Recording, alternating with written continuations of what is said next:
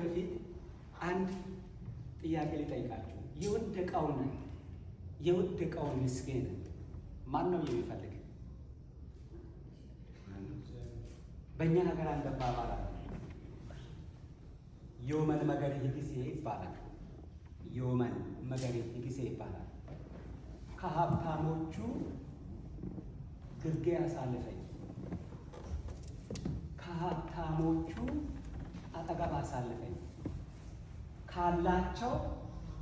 ያ ማለት ምን ማለት ነው? ቢያንስ ዋናውን ባላገኝ እንኳን ደረዬ ለምን ትቀድመኛለህ? ትራፊውን ቢያንስ ትራፊውን አገኛል። ከሌለው ምን አገኛለሁ? ካለው አይደለም ባል አሁን እንደዛ አይነት አባባሎች አሉ። ስለዚህ ምንም የሌለው ምስኪን ውዳቂ ጋር ዞር ብሎ ማየት ብዙም ሰው አይፈልግም አይደል? ይሄ የሰው ባህሪ ነው። በዚህ ሳምንት በ3 ስብከቶች በጣም ይቸገር ነበር። ከነዚያ ለአንዱ ካዘጋጁት አንዱ ቀጨብ አድርጌ ላምጣ። አንድ ምስኪን ሰው ወድቆ ነበርና ወድቆ ጉድጓድ ውስጥ አለ። ብሔሩ ምን እንደሆነ አይታወቅም፣ ሃይማኖቱ ምን እንደሆነ አይታወቅም። ይህን ሰው መጀመሪያ እዛ ጉድጓድ ውስጥ ወድቆ አንድ ሙስሊም ሼህ ያገኙታል። ካገኙት በኋላ ይሄን የወደቀውን ምስኪን ለማንሳት አንደኛ ጊዜ ይፈጅባቸዋል፣ ሁለተኛ ደግሞ ጉልበት ይጠይቃል። ይሄን ሁሉ መስዋዕትነት ከሚከፍል አንድ ነገር ይጠይቃል። እስላም ነው ያሉት አይደለም። እንግዲህ ሌላ መጥቶ ይረዳሃል ብለው አለፉት። ካቶሊኮች ሕፃናትን እንኳ ለ7 ዓመት ካቶሊክ አደርጋለሁ አይደል የሚሉት፣ እነሱ ደግሞ በስራ መጽደቅን ያምናሉ አይደል? ሰው በስራ ይጸድቃል ብለው ያምናሉ። የእነሱ ቄስ እና የኦርቶዶክስ ቄስ እየተከራከሩ ሁለቱም ይመጣሉ። ሁለቱም የሚከራከሩት በቅዱስ ቁርባን ነው። እነሱ በዛ ነው የሚለዩት። በቅዱስ ቁርባን እናንተ ለምን እንደዚህ ትወስዳላችሁ እንደዚህ ትወስዳላችሁ እያሉ እየተከራከሩ ሲመጡ አንደኛቸው ለሽንት ይመስለኛል ጎራ ይላሉ ወደ ጫካ። አንደኛቸው እያለፉ ይሄን የወደቀውን ያያሉ። ሲያዩት በስራ ለመጽደቅ የሚፈልጉ ሰዎች፣ ስራቸውን የሚያወድሱላቸው ሰዎች ካላዩላቸው አያደርጉትም።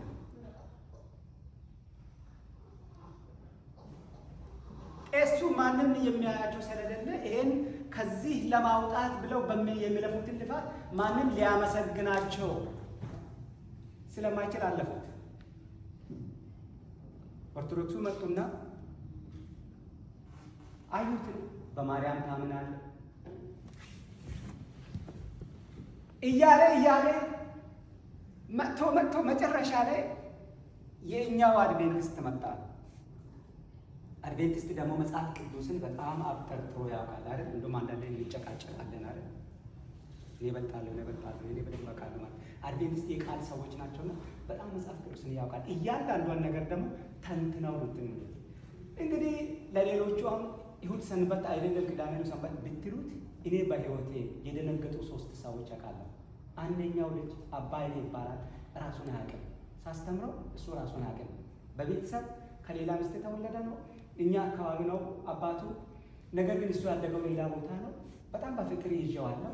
ስለ ሰንበት እኔ ከመካነ ኢየሱስ እንዴት እንደተመለስኩ እሱ መካነ ኢየሱስ ነበርና እዛ እንደ ድሮ አብረን እንድንሄድ ፈልጎ ሄደን ነበር። ሄደንም ከዚያ ስናገር የመጨረሻ ነበር መጽሐፍ ቅዱስ እንዲህ ይላል ብሎ አስቦታ አቅምና በጣም ነበር የደነገጠው። የምታነበው መጽሐፍ ቅዱስ ነው፣ በህይወቴ ደግሞ መጽሐፍ ቅዱስ እንዲህ ይላል ብዬ አላስብም ማለት ይላል። አድቬንቲስት ይሄ ነጥብ በነጥብ ያውቃል ነው። ደረሱ። 7ኛውን ቀን የካቶሊክን ሰንበት ሳይሆን 7ኛውን ቀን ሰንበት ትቀበላለህ። ካወጣው ቀን እሱ ወንጌላዊ ነው። ምክንያቱም ሪፖርት ይፈልጋል። ነፍሳትን አትርፋ አምጣ ስለሚባል ይሄን ለብቻ ካወጣው በኋላ ግን ሌላ ቢሆንስ የሚል ልፋት ትዝ አለውና ሰባተኛ ቀን ሰንበት ትቀበላለህ?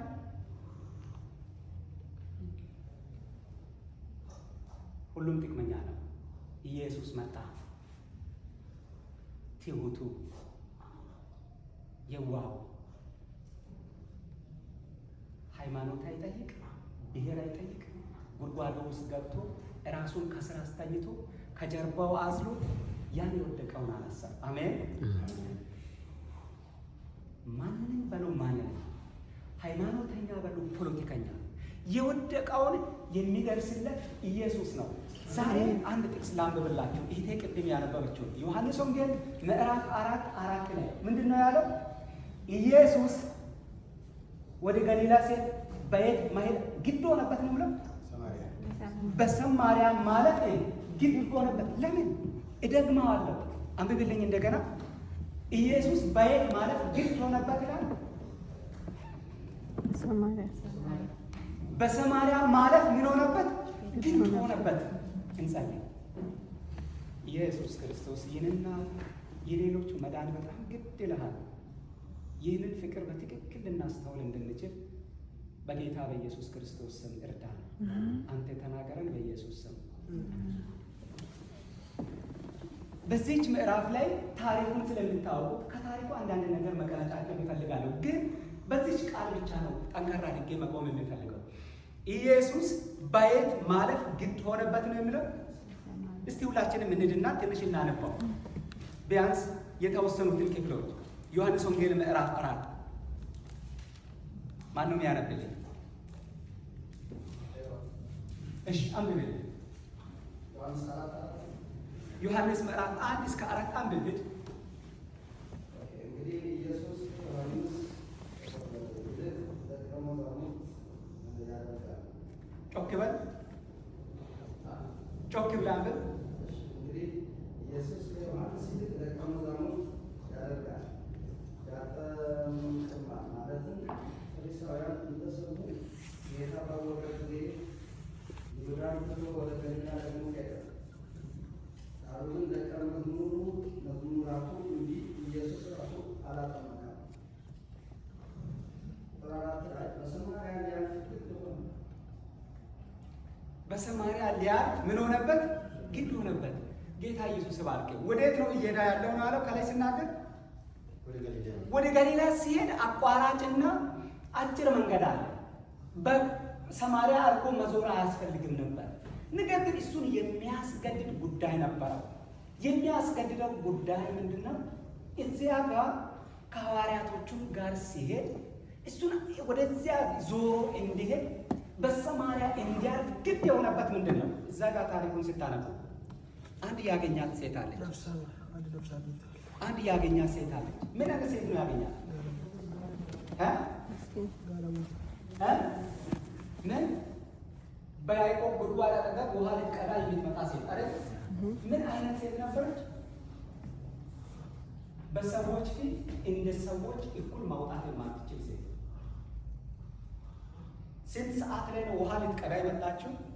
6 ሰዓት ላይ ቀትር ላይ ፀሐይ በሚቀቅልበት ሰዓት ላይ ውሃ የሚቀዳው በዚያ በረሃ ውሃ የሚቀዳው መቼ ነበር? ጠዋት በጠዋቱ ፀሐይ ሳይወጣ ነበር። ወይም ደካማ ቀዝቀዝ ያለ ቀለል ያለ ፀሐይ ባለበት ሰዓት እንጂ በጠራራ ፀሐይ አልነበረም። እሷን በዛ ጠራራ ፀሐይ ማንም በማይመጣበት ሰዓት ላይ ውሃ ልትቀዳ እንድትሄድ የሚያደርግ አስቸጋሪ ነገር ነበር። እሱ ምንድን ነው?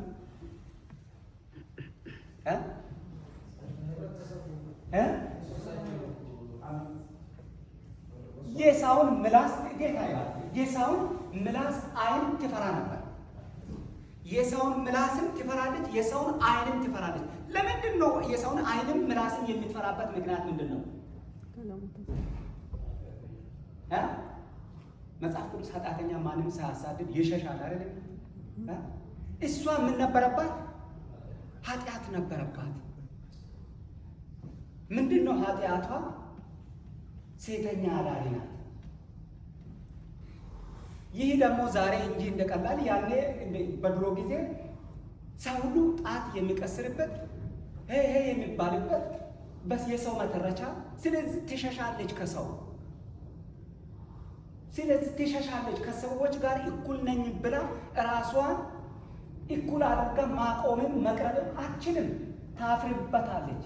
እንዳታሸንፍ ግን ልታሸንፍ ግን የምትችልበት አቅም የላትም። ይሄን አክል እየተነቀፈች እየተጠቆመች እየተቀሰረችበት አትቃጥልም ነበር። ነገር ግን ማሸነፍ አትችልም፣ አልቻለችም። በዛው ትቀጥላለች። ስለዚህ ስራዋን ማቆም ስላልቻለች ምንድነው ከዚህ በኋላ ያላት ነገር? መደበቅ፣ መሸሸግ፣ ከሰው መሸሽ፣ ሰው ማይጠቀምበት ውሃ መጠጣት የግድ ነው። በዛ በረሃ ያለ ውሃ መኖር አትችልም። ይህን አስገዳጅ ነገር እንግዲህ የሰው አይን እያየ የሰውን አይን እያየ ምላስ እየገረፈ ሳይሆን ተደብቃ ማንም በሌለ ሰዓት እንደምትሄድ ኢየሱስ ጌታ ያውቅ ነበር።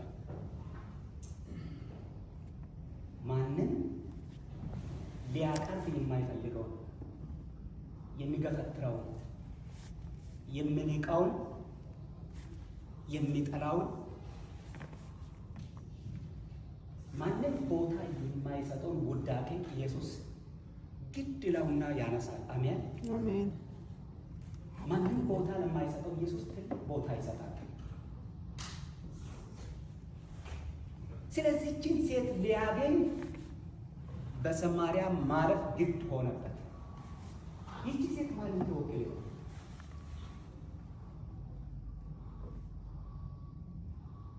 ዛሬ በእኛ መካከል ይህቺ ሴት ማንን ትወክል?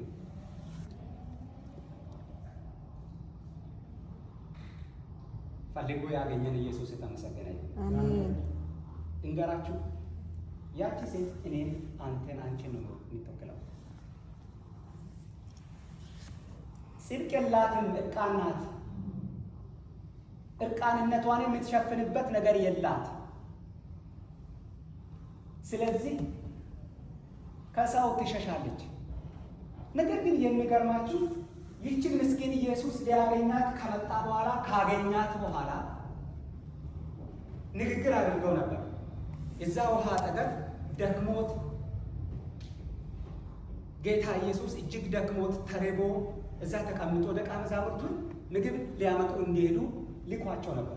ይሄ ለምግብ ብቻም ሳይሆን ከእሷ ጋር የሚያወራው የእሷን ገመና ነበርና የእሷን ገመና በማንም ፊት ልናገር አልፈለገም። ጌታ ኢየሱስ በዘመኑ የማንንም ጌታ በሰዎች ፊት አደባባይ አውጥቶ አያውቅም። ልክ ነው። የማንንም ገመና አደባባይ አውጥቶ አያውቅም። ላስታውሳችሁ፣ ያችን ሌላኛዋን አመንዝራ ሴት እቺ ሴት አመንዝራለች ብለው ከዛ ምን አደረጉ? በሙሴ ሕግ መሰረት በድንጋይ ልትወገር ይገባል ብለው ፊቱ ሲያመጡ ወንዱ ሴት ሄደ። እሷን ብቻ የሚያመጡት ወንዱ ሄደ። ምናልባት ከእነሱ ራሳቸው ሊሆኑ ይችላል፣ ወይም ዘመዳቸው ሊሆን ይችላል።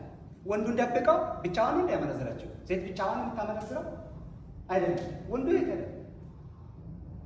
እሷን ለሞት የእነሱን ሰብሰባ አድርገው ሲያመጡ እሱም ደግሞ ልጁን ለመሰብ ምን አለ? ከእናንተ ምን ነበር ያለ? ኃጢአት የሌለበት በድንጋይ ይውገራት፣ በሙሴ ሕግ በተጻፈው መሰረት በድንጋይ ይውገራት ብሎ ሲል ከዚያ በኋላ በእያንዳንዳቸው ፊት የእያንዳንዳቸው ኃጢአት መጽሐፍ ጀመረ። በእኔ ፊት የኔን፣ የእሷን በእሷ ፊት እያንዳንዱ የራሱን ኃጢአት ደግሞ ሲጽፍ በአቧራ ላይ መጽሐፍ ጀመረ። ሌላው እንዳያይ የእርሱን ኃጢአት ሌላው እንዳያነብ ደግሞም እዛ ጋር በተጻፈበት ለብዙ ጊዜ ቆይቶ በድንጋይ ላይ ቢጻፍ አላፊ አግዳሚ በየትኛውም ቀንና ማታ ባለፈ ጊዜ ሁሉ ያያል አይደል? የጻፈው በድንጋይ ሳይሆን በአቧራ ነበር። ከዚያም በኋላ የእያንዳንዳቸው የራሳቸውን ኃጢአት እያዩ ሁሉም ከኃጢአታቸው ሸሹ። ብቻዋን እሷ ቀረች። እሷ ከቀረች በኋላ ሁሉም አለመኖራቸውን አይታ እሷ ብቻ መሆኗን አይታ ምን ሊፈርድብኝ ይሁን፣ ምን ያወርድብኝ ይሁን እያለች ስትጨነቅ ጌታ ኢየሱስ እንዲህ አላት። ምን ነበር ያላት? እኔም ተናገሩ ጮክ ብላችሁ፣ እኔም አልፈርድብሽም፣ ዳግም ይህን ኃጢአት አትስሪ ብሏት ሸኛት። እስከ መጨረሻ ድረስ የወደደች ይቺ ምስኪን ናት አይደል? በፀጉሯ የክርስቶስን እግር እያጠበች በእንባዋ እያጠበች በፀጉሯ እያበሰች በማን ቤት ነበረ ሲታለቃቅስ በነበረ ሰዓት በማን ቤት ነበር? ምን ነበር ያለ እንዴ? ይሄ ሁሉ ተሰብሮ በእግሩ የሚፈስ ብልቃጥ እና ይሄ ሁሉ የሚደረገው ምናምን ሲጸየፍ ጌታ ኢየሱስ ምን ነበር አለ? ብዙ የተተወለት ብዙ ይወዳል፣ ትንሽ የተተወለት ትንሽ ይወዳል። እንደተተዋላት ብዙ ይቅር እንደተባለላት ገብቷታል። አንተ ቤትን ከገባው ጀምሮ አንዳች ነገር አላደረግም። እሷ የሁሉ የምታደርገው እኮ ይቅር እንደተባለላት ገብቷታል። አንተ አልገባይም ገና ነው። ከአንተ የበለጠ ተረድታለች። ጌታ ኢየሱስ ክርስቶስ ውዳቄውን ሊያነሳ ግድ ይለዋል። እኔ ልንገራችሁ፣ ሰው ወደደ፣ ጠላ፣ ቀረበ፣ ራቀ ጉዳያችሁ አይደለም። በበኩላችሁ ክርስቶስ የሚጠይቃችሁን ካደረጋችሁ ያ በቂ ነው። ከዚያ በኋላ በጌታ ኢየሱስ ክርስቶስ የሚኖራችሁ እምነት ድካማችሁና ውድቀታችሁ ኃጢአታችሁ አይረብሻችሁ። ይህች ምስኪን ኃጢአቷን ማሸነፍ እንዳልቻለች ገብቶታል። መጥቶ ከተገናኛት በኋላ ገፈፈላት። አሜን አሜን። ገፈፈላት። ከእሱ ጋር ማውራት ስትጀምር እንዲህ ነበር ያላል። ውሃ ቃል እስኪትነሳ ድረስ አታውቀውም፣ አላወቀችም። ውሃ ጠጭኝ አላት። እንዴ ስታየው እሱ አይሁዳዊ ነው፣ እሷ ደግሞ ሳምራዊ። ሳምራውያን የአይሁድ ዘር ቢሆኑ ከዓለማውያን ጋር የተቀላቀሉ፣ ስለዚህ እርጉዞች የተባሉ የማይፈለጉ ቅዱሳን ያልተባሉ እንግዲህ ከጨዋና ንጹሕ ቅዱሳን ሕዝብ ናቸው ከሚባሉት ጋር የማይቀላቀሉ ናቸው። እነሱን ይገናኙት በመገባየት ብቻ እንጂ በሌላ ይገናኙ። ከነሱ እጅ ምግብ አይቀበሉም፣ አይበሉም። በእንደዚህ አይነት ነገር አይተጋገዙም። እንዴ አንተ አይሁዳዊ ሆነ እኔ ሳምራዊት ሆኜ እንዴት ከኔ ውሃ ትጠይቀኛለህ? አለች። ጌታ ኢየሱስ የልቧን በር ለመክፈት ፈለገ። የልቧን በር ለመክፈት ፈልጎ ምን ነበር? ውሃ ጠጭኝ የምልሽ እኮ ሁለት ነገር እንድትገነዘብ በትክክል ፈለገ። በዚህ ሰዓት ላይ ሁለት ነገር ዛሬም እኛ እሱን ተገንዘበን እንድንወጣ ፈልጋለሁ። አንደኛ የራሷን ማንነት እንድታውቅ፣ ሁለተኛ እርሱ ማን እንደሆነ በትክክል እንድታውቅ። ቁጥሩን ቅደም ተከተሉን ላስቀድም። ኢየሱስ ማን እንደሆነ በትክክል እንድታውቅና የእሷን ደግሞ ያን ገለመሌ ኃጢአተኛ የሆነ ሕይወቷን ኃጢአተኝነቷን በትክክል እንድታውቅ ፈለገና አሁን ሁለት ጥያቄዎች አነሳ። የመጀመሪያው ውሃ ጠጭኝ የምልሽ ማን እንደሆነ ብታውቅ አንቺ ምን ታደርጊው ነበር አለ። እሱም ምን ይሰጥሽ ነበር? የዘላለም የሕይወቱ ውሃ። ከዚያ ይሄ ከአንቺ ከምትሰጪው ውሃ የሚጠጣ ሁሉ ምን ይሆናል? ይጠማል። ወገኖች በዚህ ዓለም እርካታ ለማግኘት የምናደርገው ነገር ሁሉ ያስጠማናል። በስራ ስኬታማ ብንሆን፣ በኑሮ ስኬታማ ብንሆን፣ በትምህርት ስኬታማ ብንሆን፣ በእውቀት ስኬታማ በምን ሁሉ ስኬታማ ብንሆን መልሶ ያስጠማናል። የዘላለም እፎይታ ሊሰጠን አይችልም። የዘላለም የሕይወት ምንጭ የሆነ ኢየሱስ ግን አንድ ሲገናኘን የሰማዩንም የምድሩንም ያሳፍስልናል። አሜን። ይህ ኢየሱስ ክርስቶስ አንቺ ትጠይቁ ነበር ይህን የማስጠማ ኧረ ጌታዬ እንደዛ ከሆነማ ሁሌ እኔ በጠራራ ፀሐይ እየተዋረድኩ ውርደት ሽቼ ፀሐይ የቀቀለኝ የሰው ዓይን ከሚለበልበኝ ምላስም ከሚለበልበኝ በዚህ ፀሐይ ደግሞ ከምለበለበው እኮ ፈልጌ አይደለም፣ ይሄንንማ ውሃ ስጠኝ አለችው። የመጀመሪያውን ፍላጎት ቀሰቀሰ። አይ ይሄንንማ ውሃ ምሰጥሽ አሁን እነዚህን ሁለት ነገሮች ካወቅሽ በኋላ ነው። ውሃ የሚሰጥሽ ማን እንደሆነና ማንነትሽን ይሄን ለማሳወቅ ባልሽን ይዘሽ ነይ አለ። ምን ነበር አለችው? እውነት ተናገርሻል። 5 ባሎች አሉሽ። አሁን ከአንቺ ጋር ያለው አሁን ድንገት አለች። ገመናዬን ውስጤን ሁሉ የሚያውቅ ይሄንን ገመናዋን ደግሞ በሌላ ፊት እሱ ማሳወቅ አልፈለገም። ይሄን በስናገር ማንም ይሄን ገመናዋን ከሷ እየሸሸች አይደለም የምትመጣው በጠራራ ፀሐይ። ይሄን ገመናዋን ማንም አይደለም ያውቀባት፣ እሱ ነው። እሱም የነገራት ለራሷ ነው፣ ለሌላ አይደለም። እኛ ግን የምንናገረው ሰውን ማጋለጥ፣ የሰውን ገመና መናገር፣ ማቅለል እንወዳለን አይደል? ይሄ የጌታ ባህሪ አይደለም። የጌታ ትምህርት አይደለም። የጌታ ትምህርት አይደለም። የጌታ ትምህርት በምትችሉት ሁሉ የወንድማችሁን የእህታችሁን ገመና ሸፍኑ። ይሄንን ነው የሚያስተምረን። ይሄንን ነው የሚያስተምረን። አንዳንድ ጊዜ ሰዎች ድንገት ራቁት ቢሆኑ ብታገኟቸው ሸፍኗቸው፣ ወይንም እንዳላያችሁ ሁኑ። ለምን አየ ብለው እናንተን ባዩ ጊዜ ሁሉ ምን ይሆናል? ይሸመቀቃል። የሌላውን ገመና ሸፋኞች እንሁን። ያን ጸጋ ኢየሱስ ያልብሰን። አሜን።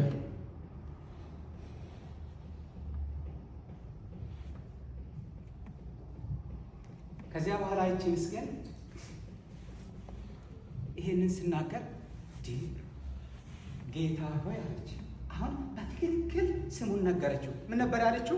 ክፍሉን ስታነቡት ጌታ ሆይ ብለህ ስሙን ጠራችው። ከዛ በኋላ አንተ ነቢይ መሆንህን አወቅኩ። እንደዛ ነው ያለችው። ጌታ ሆይ ምን ነበር ያለችው? ሴቲቱም ጌታ ሆይ አንተ ነቢይ እንደሆነ አወቅሁ። 19 ቁጥር ላይ አይደል? ኢየሱስን አወቀች። አሜን። ዮሐንስ ወንጌል 17 ቁጥር 3 ላይ አንተ ምን መሆንህን የማውቅ ሕይወት ነው የሚለው። አንተ እውነተኛ አምላክ እንደሆነ የላከውንም ኢየሱስ ክርስቶስን ልጅህን ማወቅ ይህ ምንድን ነው ይላል? የዘላለም ሕይወት ነው። አሜን። ስለዚህ ይህን የዘላለም ሕይወት የሆነው ኢየሱስን አወቀች። አንተን አወቅኩ ማን እንደሆንክ አለች።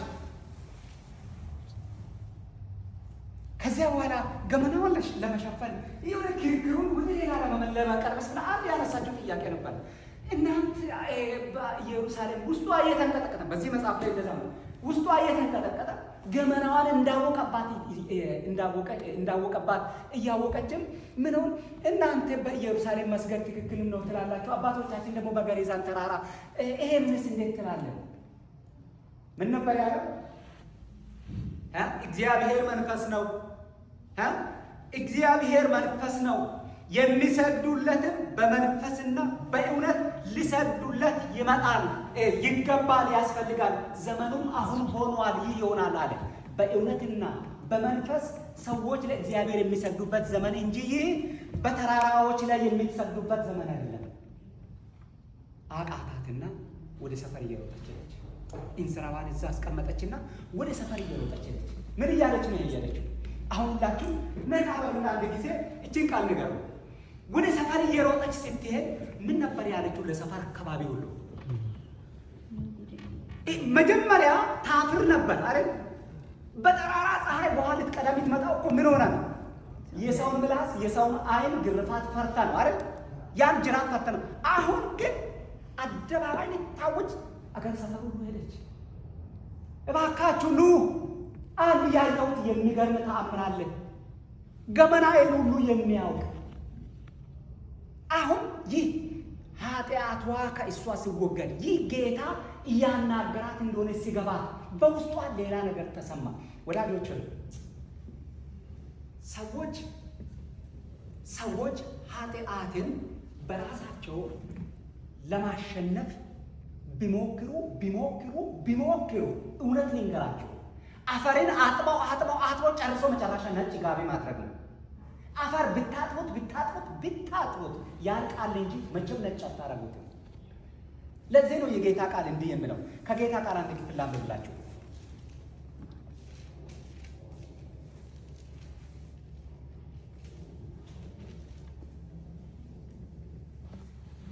በሕግ ልትጸድቁ የምትፈልጉ ከክርስቶስ ተለይታችሁ ከጸጋው ወድቃችኋል። አድርገን ታዘን እንጸድቃለን ብትሉ ከክርስቶስ ተለይታችሁ ከጸጋው ምን ሆናችኋል? ወድቃችኋል ይላል። ገላትያ 4:5-4 ላይ ማንበብ ትችላላችሁ። ይህቺ ሴት የነጻችው በጥረቷ አልነበረም። ይሄን ጥረቷንማ መጀመሪያ የሰው ዓይን በሚገርፋት ምላሱ በሚገርፋት ጊዜ ከዛ ሁሉ ውርደት ማቆም ትችል ነበር። ለምን አልቻለችም? ለምን አልቻለችም?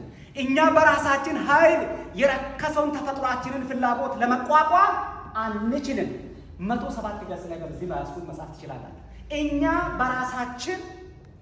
በራሳችን ኃይል የረከሰውን ተፈጥሯችንን ለማሸነፍ፣ ለመቀደስ፣ ለመለወጥ ብንሞክር አፈር እያጠብን ነጭ እናደርጋለን ብለን መሞከር ነው። አታደርጉትም። አፈር ነው። ምክንያቱም ሕጉ የእግዚአብሔር ቅዱስ ነው። ሰው ደግሞ ርኩስ ነው። አንዴ ረክሷል፣ በየዝንባሌም ረክሷል። ይህ ሰው ሊነጻ ሊቀደስ የሚችለው በናዝሬቱ ኢየሱስ ክርስቶስ ብቻ ነው። አሜን። ያ ኃይል ወደ ውስጥ ሲገባ፣ ቃሉም ወደ ውስጥ ሲጸንስ፣ ያኔ ምን ይጀምራል መሰላት? እናንተ ሳትሆኑ እርሱ በውስጣችሁ ሲሆን እሱ በውስጣችሁ ጽድቅን ማፍራት ይጀምራል። እናንተ አይደላችሁ። ሰው የኃጢአትን ምንጭ የጽድቅ ምንጭ ሊሆን አይችልም። የጽድቅ ምንጭ ኢየሱስ ነው። የኃጢአት ምንጭ ሰይጣን ነው። ሰው ከሁለት አንዱን ታዛዥ ወይም ተሸካሚ ነው። ልክ ነኝ? በትክክል ልክ ነኝ። 100% ሰው የጽድቅ ምንጭ አይደለም፣ የኃጢአትም ምንጭ አይደለም። መጽሐፍ ቅዱስ እንደዚህ አይደለም። ከሁለት አንዱን ግን መሸከም ይችላል። የሁለት አንዱ ታዛዥ መሆን ይችላል እንጂ ሰው በራሱ እጸድቃለሁ፣ እለወጣለሁ፣ ሰማይ እገባለሁ ምናምን አይችልም። ይህችንስ ግን እኮ ማሸነፍ የምትችል ቢሆን ኖሮ በዚያ ጠራራ ፀሐይ እንደደበልባት ከሰው ምላስና ዓይን ግርፋት እየሸሸች መከራ ታይ አልነበረም። ይህ ኢየሱስ ክርስቶስ የሚባል አዳኝ መጥቶ ሲገናኛት ግን ምን ሆነች? ወደ ውስጧ መንፈሱ ገባ። በገባ ጊዜ ታላቅ ድል በሕይወቷ መጣ። መንፈስ ቅዱስ በሕይወታችሁ መስራት መጀመር ሲጀምር የማታሸንፏቸውን ኃጢአቶች አሸንፋችሁ ታያላችሁ። እንዴት እንዳሸነፋችሁ ሳትቆ አሸንፋችሁ ታያላችሁ። ለምን? በሕይወታችሁ እሱ ፍሬ ማፍራት ሲጀምር። እስከዛ ግን ልፋት ነው። ይቺ ሴት አሁን ፍሬ አፈራች። እፍረቷ ሁላ ያን ፍራቻ ሁሉ ወጣ። ፍጹም ፍቅር ፍርሃትን አስወግዶ ይጥላ ተቃለላት። አሜን። ከዚያ በኋላ ወደ ሰፈር ሄደችና ኑ የሚያድናችሁን ኢየሱስን አይቻለሁ፣ መሲሁን አይቻለሁ፣ እኔ አይቻለሁ፣ በእውነት እስቲ ኑና እናንተ ማጣሩልኝ ስትል ብዙዎች እየጎረፉ መጡ። ከመጡ በኋላ ጌታን ኢየሱስ ክርስቶስን አገኙ። አወራቸው፣ አስተማራቸው፣ ነገራቸው፣ አሳያቸው። ከዛ በኋላ አንቺ ሴት አንቺ ስለነገርሽን ሳይሆን እኛው ራሳችን አይተነዋል፣ ሰምተነዋል፣ አምነነዋል። የሰማነውና ያየነው ምን እንሆናለን? እንመሰክራለን አለ። ይህን ስራ ሊሰራ በሰማርያ መዞር ለኢየሱስ ግድ ሆነበት። ወንድሜ እህቴ፣ በአንቺ ኢየሱስ ለመምጣት ግድ ሆኖበታል። የአንቺ ህይወት የአንተ ህይወት ግድ ይለዋል። ማንንም ምስኪን ጥሎት በጉድጓዱ አያልፍም። አሜን። ይህ ኢየሱስ ማንንም ጥሎት አያልፍም፣ ንቆት አያልፍም። እግዚአብሔር ኃያል ነው፣ ግን ማንንም አይንቅም። ሰዎች ጥቂት አውቀው ያወቁት ይመስላቸዋል። ሰዎች ትልቅ ሲኖራቸው ሁሉም አለን ይላሉ። ኢየሱስ ግን የዩኒቨርስ ሁሉ ገዥ ሁሉ ያለው ድሃ ሆኖ ወደዚህ የመጣ ያ ኢየሱስ የአንተን ድህነት፣ የአንተን ውድቀት፣ የአንተን ኃጢአት፣ የአንተን መጥፋት አይፈልግም። አሜን። የሚደነፋ ሰይጣን እየደነፋ ውሎ ቢያድር አንቺ የጌታ ኢየሱስ ክርስቶስ ነሽ። የአንቺ ጉዳይ የአንተ ጉዳይ ኢየሱስን ግድ ይለዋል። ውድቀትህም፣ ድህነትህም፣ ስብራትህም፣ ህመምህም ሁሉ ምን ያደርገዋል? ያሳምመዋል። ከዚህ መጽሐፍ ወደ ማጠቃለያ ሲመጣ አንድ ክፍል ላለ ብዙ ጊዜ ከዚህ መጽሐፍ ይሄን መጽሐፍ እንደሚወደው ነግራቸዋለሁ። በጣም ብዙ ጊዜ አንዳንድ ጊዜ እዚህ ከእናንተ ጋር እንኳን ውስጤ ሳይረካ የሚሄድበት ጊዜ አለ። ውስጤ ታሞ የሚሄድበት ጊዜ። በእነዚህ ጊዜ የሚፋወሰው በዚህ መጽሐፍ ውስጤን ነው የሚያረካው። ይሄ መጽሐፍ ደግሞ ማርቆስ ወንጌል፣ ዮሐንስ ወንጌል እና ሌሎች መጽሐፍቶችን ይይዛል። በክርስቶስ ትምህርት ያተኩራል። ብዙ ጊዜ ኢየሱስን እንዲህ አድርጎ ያሳየኛል። ኢየሱስን ሳይ ይፋወሳለሁ። ጌታ ኢየሱስ በሰማይ የተመሰገነ ይሁን። ከዚህ መጽሐፍ አንድ ክፍል ላንብብላችሁ። ኢየሱስ ክርስቶስ ለእያንዳንዱ ነፍስ ምን ያክል ዋጋ እንደሚሰጥ አንድ ክፍል ላንብብላችሁ። እያንዳንዱ ነፍስ ክርስቶስ ለእርሱ ብቻ የሞተለትን ያክል ይታወቃል። እያንዳንዱ ነፍስ፣ ትንሹ፣ ትልቁ፣ ሽማግሌው፣ ሕፃኑ፣ የእያንዳንዱን ሰው ክርስቶስ ኢየሱስ ሌላ ሰው የሌለ ያክል ብቸኛ አንድ ልጅ። አንዳንድ ጊዜ ሰዎች ብዙ ልጆች ሲወልዱ አንዳንድ ልጅ አንድ ብቻ ልጅ ይወልዳል። አንድ ልጅ ይወልዳል ማለት አንድ ብቸኛ ልጅ ይወልዱና ይሄንን በቃ እንደ አይን ብሌን ነው የሚያየው። ኢየሱስ እያንዳንዱን ሰው ጋሽዬ የሚያየው እንደ አይን ብሌን፣ ሌላ ልጅ እንደሌለው እርሶ ቢሞቱበት ለእሱ እርሶን የሚተካ ሌላ ሰው ሰላሙ እርሶን አይተካም። ሰላሙ የእሱን ቦታ ነው እንጂ የእርሶን ቦታ አይተካም። እርሶን ኢየሱስ ክርስቶስ ይፈልጎታል። በሰማይ በአብ ቀን ነጭ ልብስ አልብሶ ማቆም ይፈልጋል። ያችን ቦታ የሚኖር ሰው እኔ የራሴ ቦታ አለ፣ በዛ ቦታ ሊያደርጎት ሌላ ሰው የሌለ ያክል ነው የሚጠነቀቅለትና የሚያየው። ስለዚህ ኢየሱስ የእኛ ጉዳይ እጅግ በጣም ምን ያደርገዋል? ይገደዋል። ማቴዎስ ወንጌል ምዕራፍ 21ን እንድትሄዱ አልፈልግም፣ እኔ ላንብብላችሁ። ጌታ ኢየሱስ ደቀ መዛሙርትን ሁለት እያደረጋቸው ላካቸው። ሲልካቸው እንዲህ ብሎ ነገራቸው። የመጀመሪያ ሁለቶቹ አህያና ውርንጫዋ እዛ ጋር እንዲህ አይነት መንገድ ሄዳችሁ እዛ ጋር ታስረው ታገኛላችሁ፣ ፈታችሁ አምጡልኛል። ምን ማለት ነው? እንዴት አወቀ? አህያዋ ውርንጫዋን መታሰራቸው እንዴት አወቀ? የሚገርማችሁ በዚህ መጽሐፍ አይደለም እንጂ አሁን በዚህ በማነበው መጽሐፍ ምን ይላል? በቤታችሁ ያለውን ዕቃ ቆጥሮ ያውቃል። ምን እንዳላችሁ ምን እንደጎደላችሁ ሳይቀር ያውቃል። የእናንተ ሕመም የማንንም ስሜት ባይቀሰቅስ የክርስቶስን ግን ቁስል ያሳምመዋል። የእናንተ ጩኸት የማንንም ጆሮ ለርኅራኄ ለእርዳታ ባይጋብዝ ልብንም ባያነሳሳ የጌታን ልብ ግን ይቀሰቅሰዋል፣ ከዙፋኑ ያነሰዋል። ስለዚህ የኔና የእናንተ መዳን ጉዳይ ኢየሱስን ምን ይለዋል? እኛ ባለንበት በወደቅንባት ሰፈር ኢየሱስ ክርስቶስ ዞሮ ይመጣል። ከዚያም በሚገርም ተአምራዊ በለሰለሱ ፍቅር ቃላቶቹ ወደ እርሱ ይሳብና ራሱን ይገልጣል። ከዛ በኋላ ኢየሱስን ስታዩት ምንድን ነው የሚታያችሁ? በእናንተ ላይ ያለው ጉድፈት አይደል? ቅድስናውን ብርሃኑን ስታዩ በእናንተ ላይ ያለው ቆሻሻ ይታያል። ያንን ትሆናላችሁ፣ ትታጠባላችሁ በምኑ? በደሙ። ከዚያ በኋላ ለሌሎች ወንጌል ልትናገሩ ትወጣላችሁ። አቤት ይህንን ጌታ ኑና እዩ ትላላችሁ። ያሉትም ሁሉ ምን ይሆናሉ? ከእነሱም የሕይወት ምንጭ እየወጣ እሷ የዕለት ጥም የሚያረካ ውሃ ነበረ የጠየቃት። በኋላ ከጠጣች በኋላ ግን የሕይወትን ውሃ ከጠጣች በኋላ ግን ከሆዷ ሌላ ውሃ ምንጭ መፍለቅ ጀመረ፣ ለሌሎች የሚፈስ። እነሱም የጠጡም ሁሉ ከእነሱ መፍለቅ ጀመረ። ክርስቶስ ይሄ ነው። ኢየሱስ የሚባል ጌታ ይሄ ነው። በእኔና በአንተ ጉዳይ ችላ ብሎ ማለፍ የማይችል አይሷ ብሎ ማለፍ የማይችል የኔና የአንተ ጉዳይ የሚገደው ድንቅ ጌታ ነው። በዚህ ኢየሱስ ክርስቶስ እንዴት እንደተወደደ እየገባ ነው። እስከ መጨረሻም እንደማይጥለን እያመን ከዚህ ጌታ ኢየሱስ ክርስቶስ ጋር እስከ መጨረሻ መቀጠል እንድንችል እግዚአብሔር ይርዳል። አሜን። በሚደርሱብን ፈተናዎች፣ በሚደርሱብን ችግሮች፣ ተግዳሮቶች ሳንፍገመገም ወደፊት መገስገስ እንድንችል እግዚአብሔር ይርዳል። ማንም ጥሎ ቢያልፍ ብቻችን እንኳን ብንሆን መቼም ቢሆን የእኛ ጉዳይ ችላ ማለት የማይችል የሚገደን አባት ጉዳያችን የሚገደው የሚወደን ወዳጅ የሚወደን ጌታ የሚያድነን ኢየሱስ ያለን ሰዎች መሆናችንን በማወቅ ከዚህ በኋላ በተስፋው ወደፊት መቀጠል እንድንችል እግዚአብሔር ይርዳል። ጌታ ኢየሱስ ባርካችሁ።